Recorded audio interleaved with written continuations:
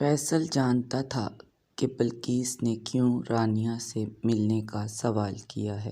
بلقیس کو مجبوری میں مسکراتا دیکھ کر فیصل بولے، بیگم، اب تک میں خاموش تھا کہ شاید وقت گزاری ہے، مگر اب آج اس لڑکے کی ہٹ دھرمی نے مجھے ذلیل کروایا ہے۔ اب ملنا ہی پڑے گا اس رانیہ سے۔ تم پریشان نہ ہو، ورنہ علیزے کو کون پریشانی سے نکالے گا۔ اس بچی کا بہت خیال رکھنا۔ آج اس نے ہماری عزت اور مان رکھا ہے۔ وہ اب صرف شہزاد کی بیوی نہیں، ہماری اگلی نسل کی ماں بھی ہے۔ کوشش کرنا اسے بہو نہیں بیٹی مان کر محبت اور عزت دے سکو، اور اسے کسی قسم کا درد نہ ملے، کم از کم ہم سب کی طرف سے۔ بلقیس نے سر ایسے ہلایا جیسے وہ بھی اس بات سے اتفاق کرتی ہو۔ دوسری طرف شہزاد ڈوگر اور علیزے مسلسل خاموش تھے۔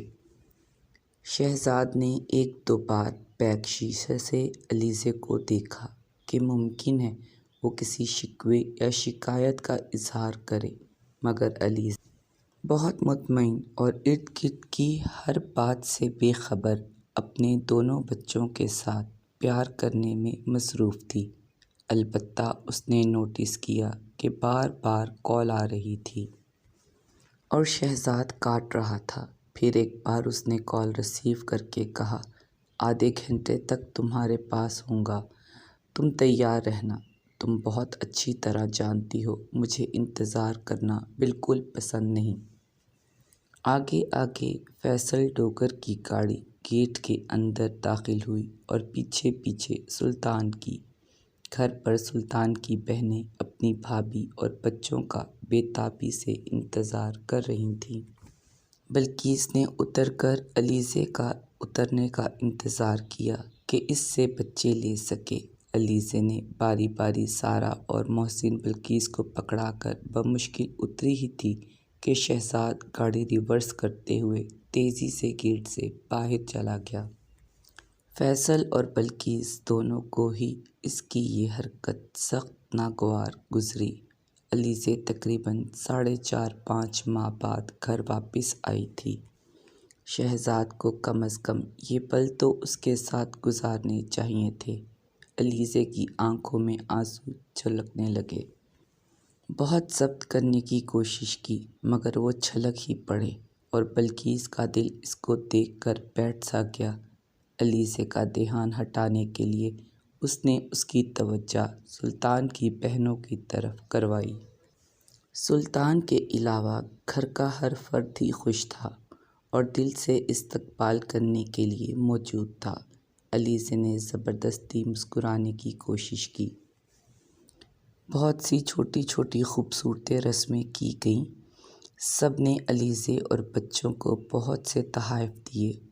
سلطان کی چھوٹی بہن عطیہ نے علیزے کو بتایا کہ اس نے اور ردا نے مل کر سارا اور محسن کا کمرہ بہت خوبصورت سجایا ہے، آدھا پنک اور آدھا بلو ہے۔ بظاہر تو علیزے سب کی باتیں سن اور جواب میں مسکرا رہی تھی کہ ایسا، مگر اصل میں ذہنی طور پر اس سوچ میں گم تھی کہ ایسا کون ہے جو شہزاد کے لیے اس کی بیوی اور بچوں سے زیادہ اہم ہے۔ آج اس وقت اس کو ہمارے ہونا چاہیے تھا، مگر وہ اس خاص انسان کے ساتھ وقت گزارنے چلا گیا۔ بہت کچھ اس کے ذہن میں آیا اور بہت کچھ کو اس نے جھٹک دیا۔ ایک چھوٹا جھولا نما بیڈ دونوں بچوں کے لیے علیزے کے کمرے میں بھی لگایا گیا تھا۔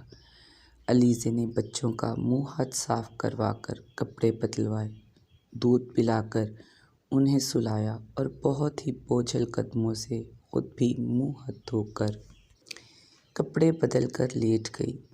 بظاہر شہزاد کی منتظر نہیں تھی، مگر اندر ہی کہیں وہ چاہتی تھی کہ شہزاد آ جائے اور کہے وہ کچھ سرپرائز دینے کی خاطر اس سے اس طرح چھوڑ کر گیا تھا۔